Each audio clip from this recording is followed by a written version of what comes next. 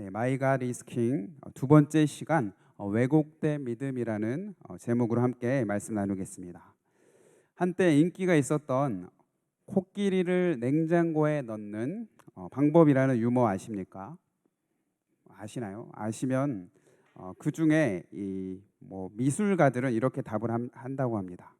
코끼리 그림을 그려서 냉장고에 넣는다. 그게 답이래요. 그리고 기계과는 기계를 이제 다루는 그곳에서는 코끼리보다 더 큰 냉장고를 만든다. 그리고 코끼리가 들어가게 한다. 이 교수님 버전도 있습니다. 교수는 조교에게 시킨다. 그리고 경찰은 토끼를 잡고 코끼리라고 진술하게 만든다. 회사에서는 어떨까요? 회사에서는 인턴에게 시킨다. 자, 이제 교회 버전이 있습니다. 죄송하지만 전도사에게 시킨다. 전도사님 감사합니다. 자, 신학자는 또 이렇게 말한답니다. 코끼리가 냉장고에 들어가도록 기도한다. 혹은 성경에 그렇게 쓰여 있다고 말한다. 자, 그냥 웃을 일만이 아닌 것 같아요. 세상이 바라보는 교회와 신학이 이렇지 않을까 싶습니다. 그런데 세상만 이렇게 볼까요? 우리들도 어쩌면 왜곡된 신앙으로 왜곡된 믿음 생활로 살고 있지는 않은지 오늘 말씀을 통해 한번 비춰보길 원합니다. 당시 시대 상황은 사사기 시대였습니다. 저번 시간에도 봤지만 악의 굴레가 이렇게 점점 커져만 가고 희망이 없던 상황이었죠.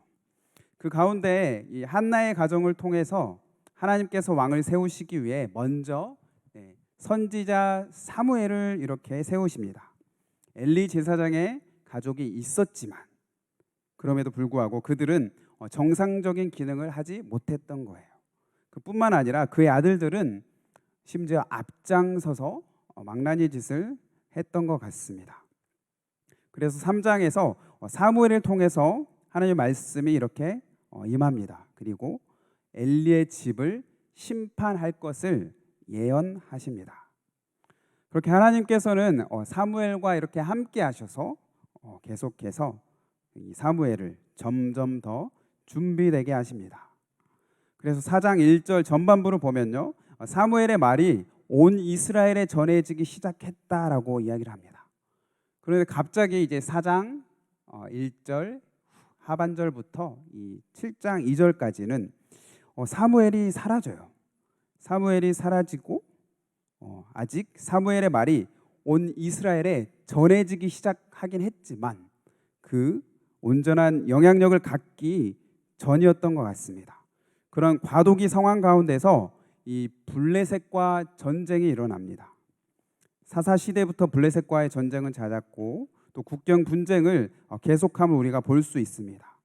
그래서 여호수아 시절부터 이 가나안에서 일어나는 전쟁, 그거를 정복 전쟁, 그리고 홀리 워라고 불리면서 죄와의 싸움을 잘 보여줍니다. 그 전쟁의 결과로 오늘 이스라엘 사람이 4,000명 정도 죽었습니다.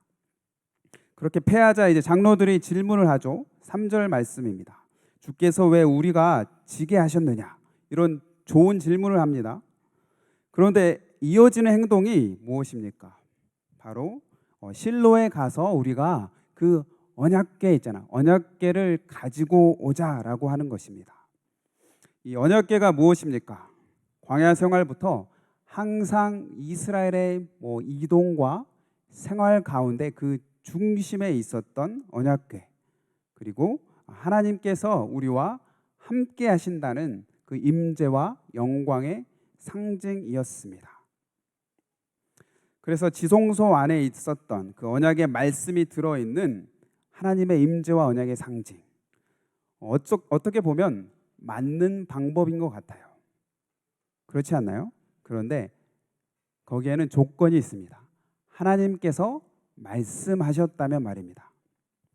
광야 때부터 이동할 때에 함께하였고 요단을 건널 때에도 앞에서 이렇게 자리를 지키고 있었죠. 그리고 여리고 전쟁 중에도 앞장서서 함께하였습니다. 하지만 오늘 그 어디에도 그런 말씀이 없었죠. 그럼 옮기면 안 됐습니다. 특별히 제사장들이 막았어야 됐는데 그 자들이 어디 있습니까? 그 자들이 거기에 있었습니다. 그래서 패배하였습니다. 언약궤는 승리를 가져다 주지 못하였고 적들에게 빼앗기고 말았습니다. 맞는 방법이고 좋은 방법인데도 하나님은 안 계셨고 어쩌면 빈 껍데기만을 붙잡고 있는 왜곡된 신앙생활을 할 수 있다는 것입니다. 우리도 마찬가지인 것 같습니다. 올바른 방법과 절차의 신앙생활을 하는 가운데서도 어쩌면 본질을 놓치고 왜곡된 믿음을 가질 수 있습니다. 오늘 말씀을 통해서 그 왜곡된 믿음이 아닌 참 바른 믿음으로 왕 대신 하나님께 나아가는 시간 되시길 기도합니다. 첫 번째로 이 왜곡된 신앙에서 믿음에서 바른 믿음으로 가는 방법. 첫 번째는 정말로 말씀으로 하나님의 뜻을 구해야 합니다. 이 답정너 신앙을 위험한 거예요. 3장 1절이 당시 상황을 이야기합니다. 어린 사무엘이 엘리 곁에서 주님을 섬기고 있을 때이다. 그때에는 주님께서 말씀을 해주시는 일이 드물었고 환상도 자주 나타나지 않았다. 이렇게 말을 합니다. 자, 하나님의 말씀이 들리지 않았습니다. 말씀의 가뭄 시대였죠.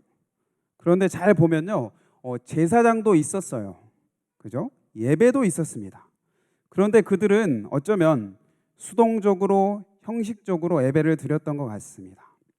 영적 전쟁과도 같은 이 삶의 문제들 앞에 적극적으로 말씀에서 답을 찾고 하나님께 구해야 한다는 것입니다. 정말 어쩌면 어렵고 오래 걸리는 작업일 수 있어요. 그런데 꼭 하셔야 합니다. 정말 어떤 신앙생활에 그 방법만 배우지 마시고 방법의 그 진의를 깨닫고 배우는 작업이 꼭 필요하다는 것입니다. 잘 들으실 거는 기도가 아니라 말씀입니다. 말씀 없는 기도는 주문이 될 수 있거든요.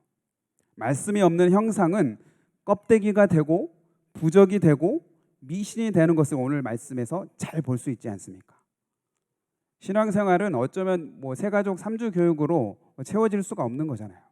성경 한 번, 두 번 읽어도 잘 모르겠잖아요.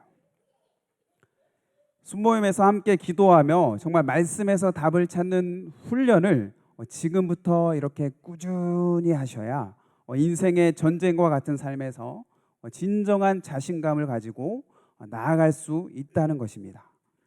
말씀이 없이 그저 나의 열심으로만 나아가고 또 묻고 기도함이 없다면 이 빈 깡통이 돼버린 언약궤를 가져오는 믿음을 갖게 되는 것입니다. 왜 전쟁에 또 지게 하셨습니까? 법궤로만 이겨보려는 그들의 잘못된 믿음 때문이었습니다. 그 마음과 동기의 목적이 하나님과는 관계가 없었어요. 자신의 소견에 맞는 대로 살다 보니 그렇게 그들의 삶 가운데서 주위의 삶에서 보던 것과 같이 그 가나안의 잡신들과 같이 하나님을 섞어버린 것 같아요. 그들 중 하나로 전락시켜버린 것입니다. 농사가 안 될 때는 어땠을까요? 풍요의 신을 이렇게 불러지졌고 아이가 없을 때는 다산의 신을 불렀고 이 전쟁 가운데 갑자기 생각난 여호와 하나님을 그저 수호신 정도로 전락시키며 언약궤를 부적과 같이 사용하고 있는 모습입니다. 우리가 예수 믿는다는 것이 무엇인가요? 예수를 나의 주인입니다. 나의 구주십니다. 라고 믿어요라는 입술의 고백과 어떤 지적인 동의와 감정이면 충분하다고 믿는 자들이 많이 있는 것 같아요. 이 언약궤를 의지하던 자들에게는 이런 입술의 고백이 없었을까요? 저는 있었다고 믿습니다. 있지 않았을까요? 예수 믿고 섬기는 나의 고백이니까 하나님은 나를 축복해야 돼 라는 믿음의 고백과 언약궤를 가져왔으니 이제 우리를 하나님께서 구원해 주셔야 돼라는 신앙이었던 것이죠. 하지만 성경은 입술의 고백이 믿음이다라고 하지 않습니다. 예수님은 자기를 부인하고 십자가를 지고 나를 따르라고 하십니다. 하나님의 변치 않으시고 신실하신 사랑으로 정말 이 땅을 인도하시는데 그 뜻을 우리의 삶의 터전 가운데도 듣고 구하며 깨달아 가야 하는 것입니다. 일상생활의 신앙에 말씀이 그 영향을 미치지 못하던 그것이 그 당시의 말씀의 가뭄이었습니다. 이스라엘은 하나님의 백성인데 이웃에게 그저 히브리 종족으로 불리고 있습니다. 자신의 종이었던 그 하나의 종족으로 치부되고 있어요. 하나님의 형상이요 대사로서 이렇게 하나님을 드러내야 하는데 너무 수동적이 되어 있고 말씀으로 살아가지 않고 있었습니다. 마치 적당히 예배 드리면 되는 요즘의 소비주의적 기독교가 되어 있었던 것입니다. 나에게 닥쳐오는 상황 앞에서 하나님께 묻지도 따지지도 않고 살아가는 신앙인들이었습니다. 왜 내가 여기 있지라는 질문을 하나님께 하나님의 뜻과 연결시키지 않았어요. 창조주 하나님께 정말 창조물로서 우리가 만들어진 목적이 있잖아요. 있고 하나님의 크신 뜻과 계획이 우리의 삶에 있는데 우리의 삶이 그것과 관계가 없다는 것이죠. 내가 어디에 살고 내가 직장, 가정, 내가 소유하게 된 물질을 어떻게 했을까? 어떻게 잘해볼까? 우리가 고민하잖아요. 그런데 하나님을 위해 어떻게 쓸까? 별로 고민 안 한다는 것이죠.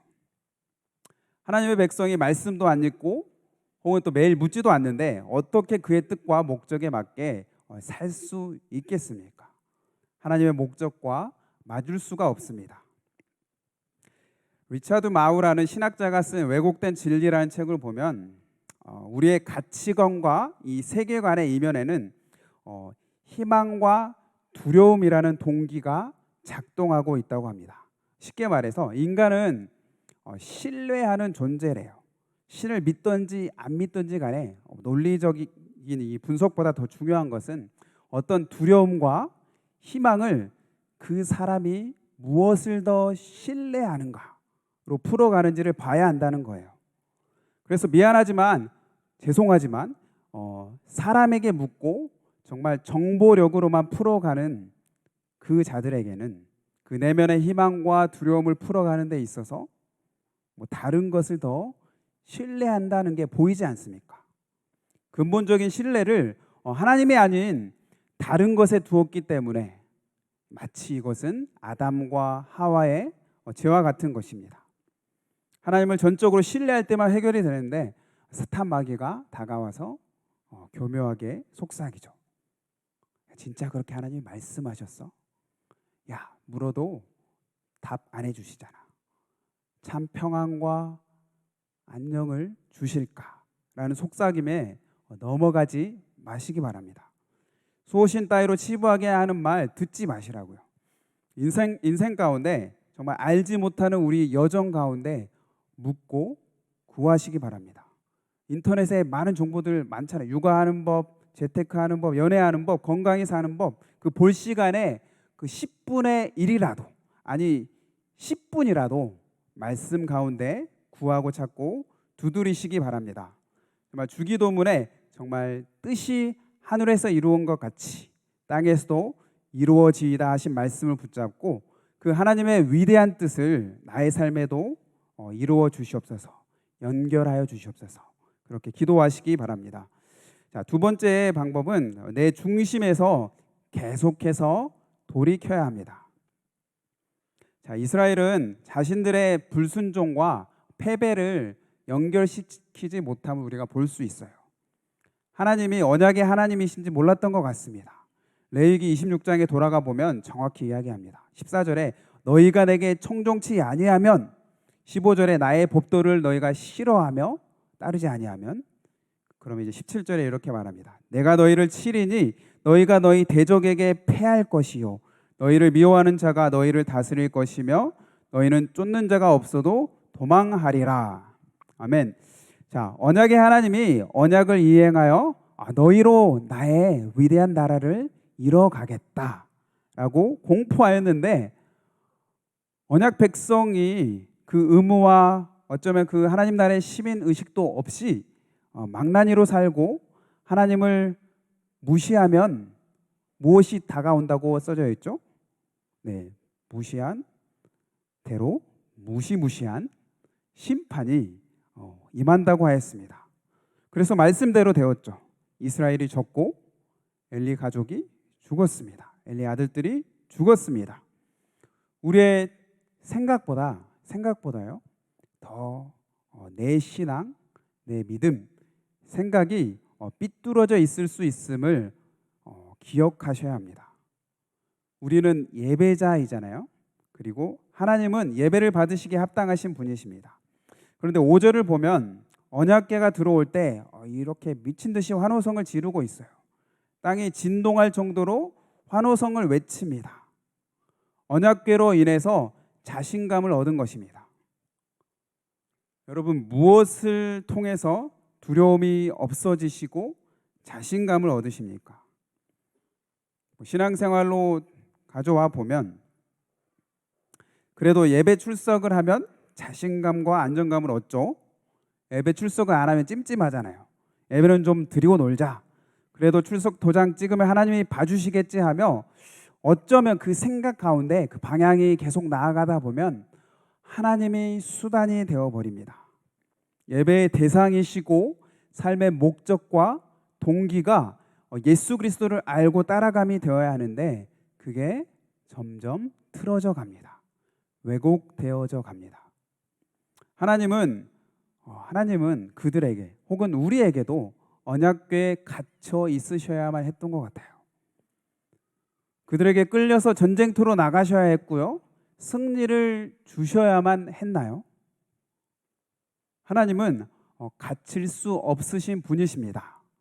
변치 않으신 분이시고 우주를 다스리시는 진정한 왕이시죠. 서브렌 킹이잖아요.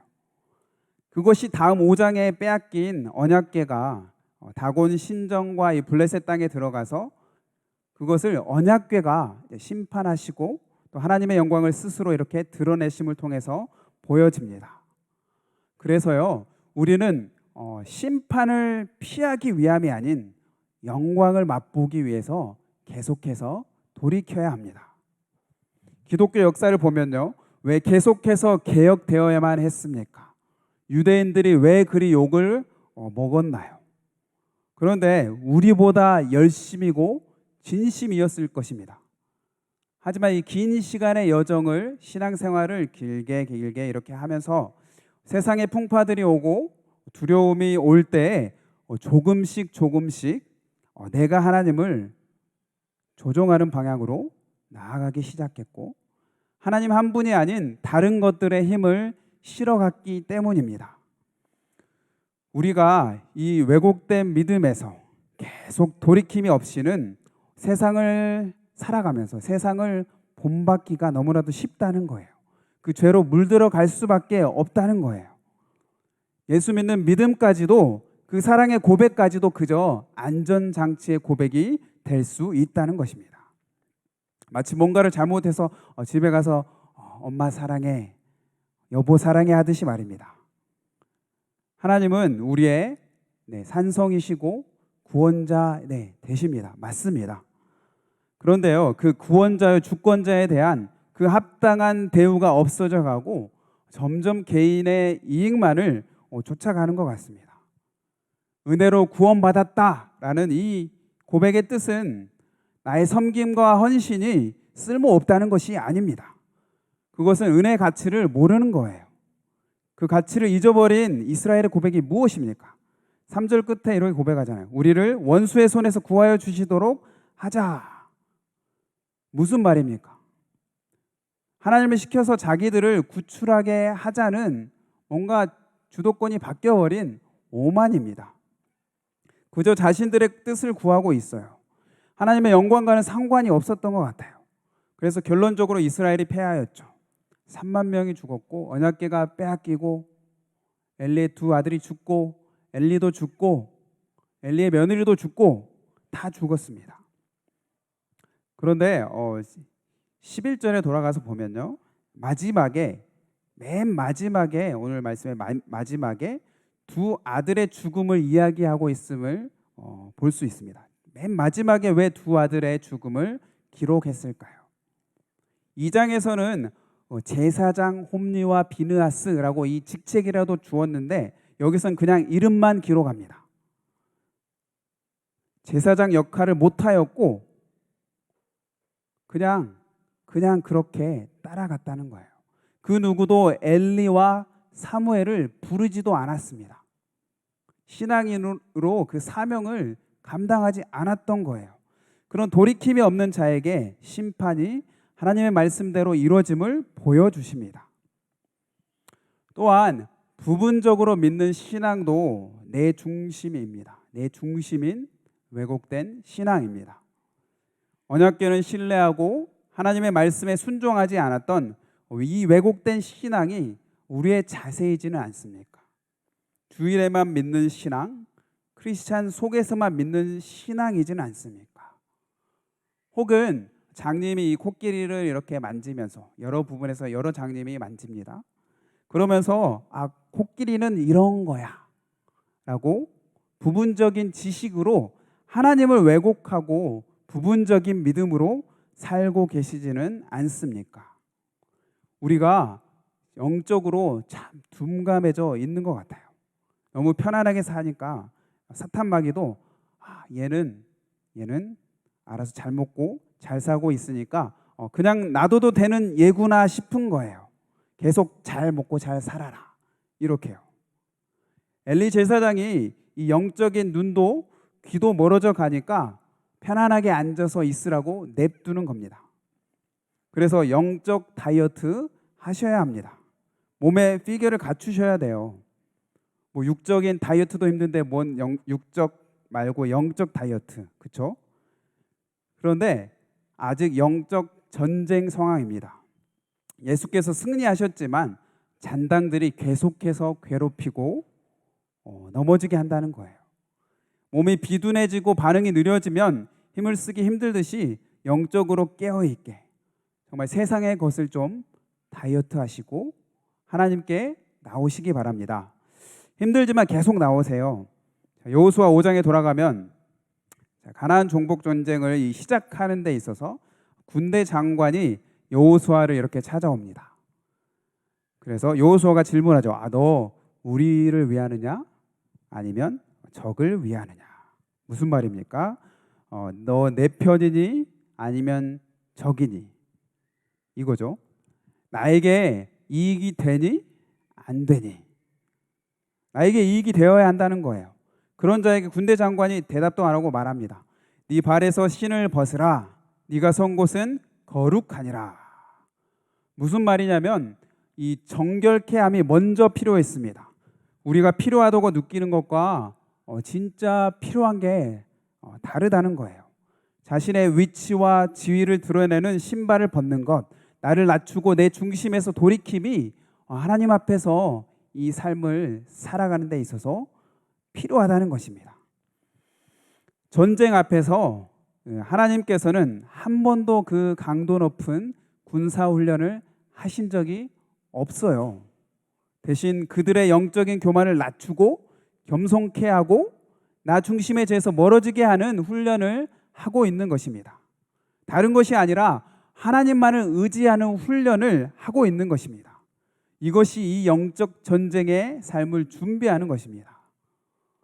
하지만 안타깝게도 오늘 말씀에서 오늘 전쟁 가운데 그 누구도 신앙적 안타까움을 표하고 회개하는 모습은 없어요. 패배하고 이 한 사람이 이 옷을 찢고 슬퍼하기도 했지만 그 슬퍼하는 게 회개가 아니잖아요. 그것은 회개가 아닌 그저 졌다라는 슬픔이었습니다. 우리의 온전하지 못한 마음과 나 중심으로 하나님이 아닌 그 무엇을 더 사랑하는 것에서 돌이켜서 하나님께 이렇게 돌려드리는 회개와 예배가 계속 있기를 축복합니다. 그런 운동을 계속 하셔야 합니다. 더 함께 기도하자.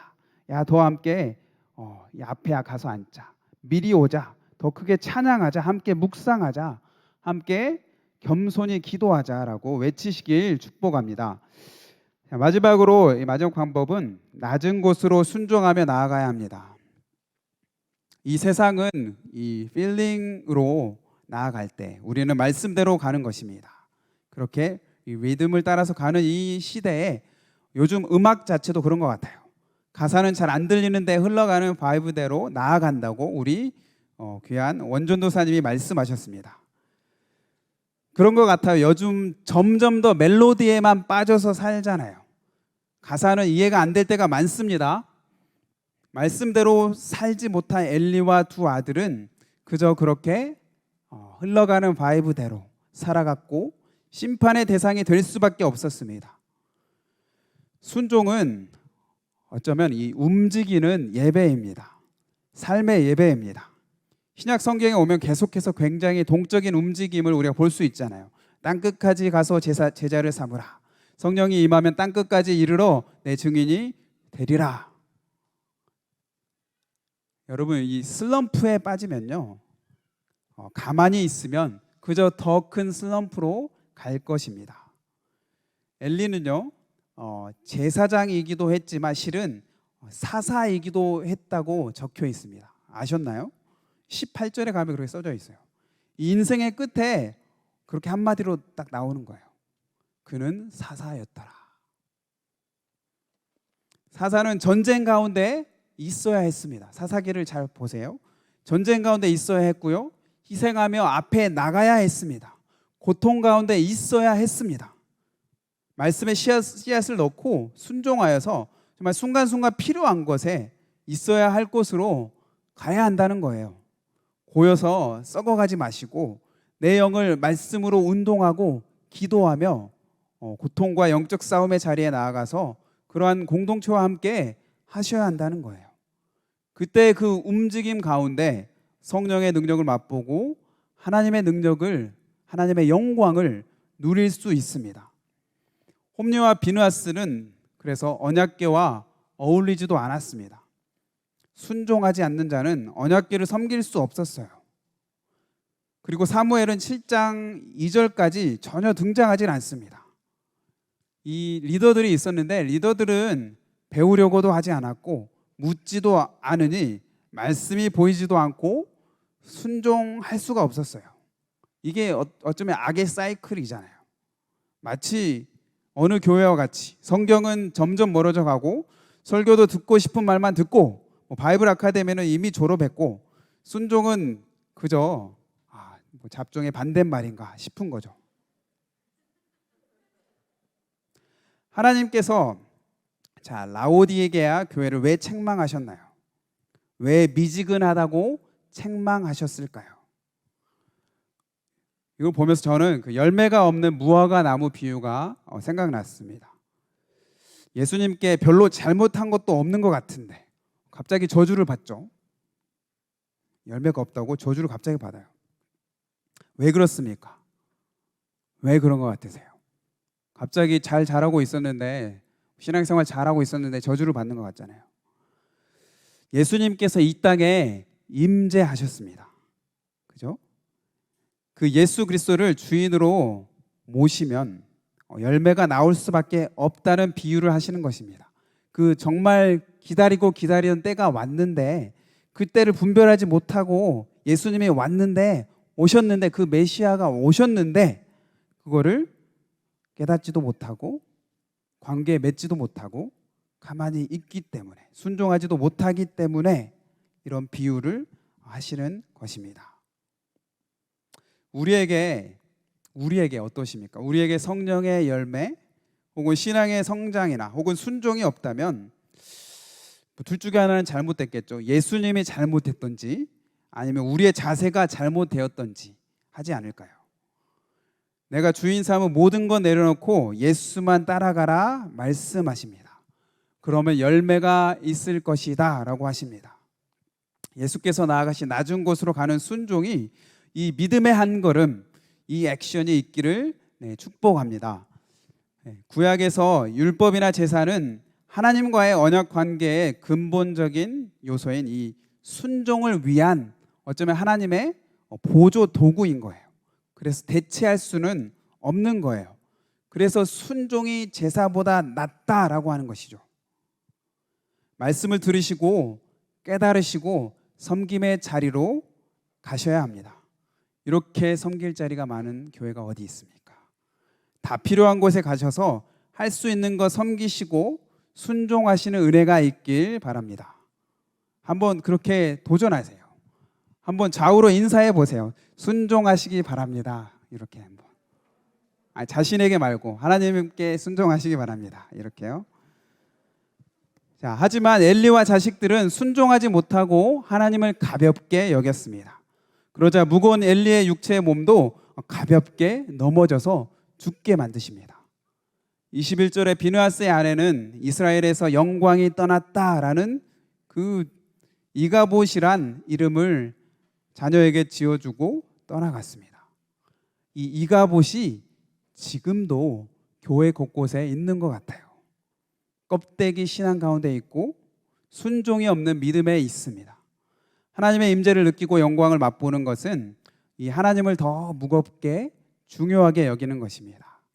하나님의 말씀이 내 마음에 영향을 주고 하나님을 섬김이 내 몸에 무겁게 있어야 한다는 것입니다. 그것이 하나님만이 왕이시다는 고백 아니겠습니까? 악의 구조들을 깨뜨리고 다시 새롭게 은혜로 하나님 나라를 이루어 가시는 하나님께서는 이렇게 사무엘을 통해 말씀으로 개혁하시고 그 말씀의 순종으로 반응하기를 원하십니다. 우리 시편 고백 가운데 하나님의 은혜에 어떻게 보답할까라는 시편 116편이 있죠. 그 답이 13절 14절에 나오는데 이렇습니다. 13절 여호와의 이름을 부르며 그러니까 찬양하고 14절 서원한다라고 써져 있어요. 섬김입니다. 순종입니다. 아, 그래, 오늘 말씀 감사하다 하고 집에 가서 마음에만 간직하라는 것이 아니고 예배 시간에 찬송 시간에도 입을 열고 온 마음으로 감사합니다 외치시고 찬양하세요. 또한 교회 안팎에서 섬김으로 드러내라는 것입니다. 물론 참 힘들고 어렵죠. 그렇게 안 해오던 습관이 길잖아요. 잘 안 됩니다. 그래서 예수께서 이 땅에 오셔야만 했고 그 영광을 이 땅에 드러내셔야만 했던 것입니다. 우리가 못한 순종을 이 땅 가운데 끝까지 순종하심으로 보여주시고 그리고 이제 함께 나아가자고 하십니다. 이렇게 먼저 발자국이라도 남겨주셨잖아요. 그리고 함께 인도해 주시고 계시잖아요. 그래서 예수께서 함께 하시기에 할 수 있습니다. 섬김이 필요하고 순종이 필요한 자리에 나아가면요 반드시 임재하실 것입니다. 하나님 그저 구원만 해주세요. 하나님 누추하게 뭐 이런 곳까지 오세요 하는 우리들 나 믿으니 형통하게 해주세요. 그런 하나님과 어쩌면 관계없는 선을 긋는 신앙은 왜곡된 가짜 믿음이 아닐까요? 계속 함께 걸어가는 순종을 하시기 바랍니다. 하나님의 관심을 둔 작은 자에게 어쩌면 정말 미워하고 꼴보기 싫은 자에게 한 발자국 더 나아가시길 바랍니다. 이 세상에 정말로 크고 세련되고 예쁜 교회들 많이 있잖아요. 그런데 우린 위대한 교회 공동체가 되어야 하지 않겠습니까? 하나님의 영광은 계속됩니다. 보이지 않아도 계속됩니다. 그리고 우리를 기다리고 계십니다. 우리가 말씀대로 순종하여 불편한 곳으로 몸을 돌이켜서 이렇게 계속해서 나아갈 때 하나님의 충만한 영광의 임재가 우리 가운데 함께 하시고 이 땅을 덮어갈 것입니다. 우리 사랑하는 NFC 성도 여러분, 화려한 조명이 감싸고 웅장한 LED가 깔려가는 이 시대지만 정말로 더 충만하고 밝은 하나님의 임재가 있는 NFC의 예배 공동체 그리고 한 분 한 분의 삶이 되시길 축복합니다. 하나님의 말씀을 듣고 대화하여 정말 왜곡된 내 중심의 믿음에서 계속해서 돌이키시기 바랍니다. 그래서 순종이 있는 참된 믿음을 가지고 정말 예수 안에서 정말 깨끗한 그릇으로 사용되시길 바랍니다. 그래서 정말 그 질그릇에 담긴 보배 대신 예수님의 그 놀라운 은혜와 영광의 임재가 가는 곳곳마다 풍성하게 나오시는 그런 모든 NFC 성도님들 되시기를 주 예수 그리스도의 이름으로 간절히 축복합니다.